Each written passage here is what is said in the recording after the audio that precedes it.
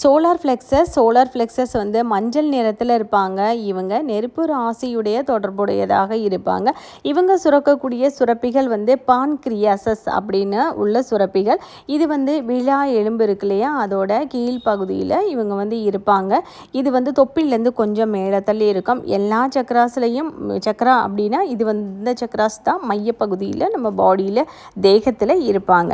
சரி, இதனுடைய உணர்ச்சி பாவங்கள் அப்படின்னா கோபம், தாபம், பொறாமை, வெறுப்பு, போட்டி, பொறாமைகள் மற்றும் ஈகோ சார்ந்த விஷயங்கள், வெறுப்பு, எரிச்சல், மனவியாதி, மனம் இறுக்கமாயிட்டே இருக்கிறது, அதுக்கு பின்ன உங்களுக்கு வந்து ரொம்ப நெகட்டிவ் வைப்ரேஷன் ஜாஸ்தியாக இருக்கிறதுக்கு, அந்த மாதிரி விஷயங்களை வந்து ஈர்க்கக்கூடிய தன்மையில் இருக்கிறதுக்கு இந்த விஷயங்கள் எல்லாமே இருந்துச்சு அப்படின்னீங்கன்னா இங்கே கிளென்சிங் பண்ணி ஹீலிங் பண்ணும்பொழுது நல்ல ஒரு மாற்றம் உங்களுக்கு நடக்கும்.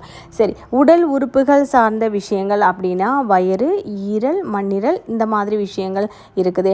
டைஜஷன் ப்ராப்ளம் இருக்குது, சுகர் இருக்காங்க அப்படின்னா நீங்கள் முன்னாடி கூடி கிளென்சிங் பண்ணி ஹீலிங் பண்ணணும். இந்த மாதிரி விஷயங்கள் எல்லாம் எடுக்கணும். மற்றவங்களோட கார்டு கனெக்ஷன், மற்ற நெகட்டிவ் ஆளுகளுடைய ஆரா கனெக்ஷன், கார்டு கனெக்ஷன் இந்த மாதிரியெல்லாம் இருந்துச்சு அப்படின்னிங்கன்னா இங்கே உங்களுக்கு ரெய்க்கியில் நம்ம வந்து ஜெயின் மைகள் கத்தி போட்டு கட் பண்ணுவோம்ல, அந்த மாதிரி கார்ட்ஸ் நெகட்டிவான விஷயங்கள் எல்லாத்தையுமே நீங்கள் வந்து கட் பண்ணுறது மாதிரி இருக்கும் சோலார் ஃப்ளெக்ஸஸில்.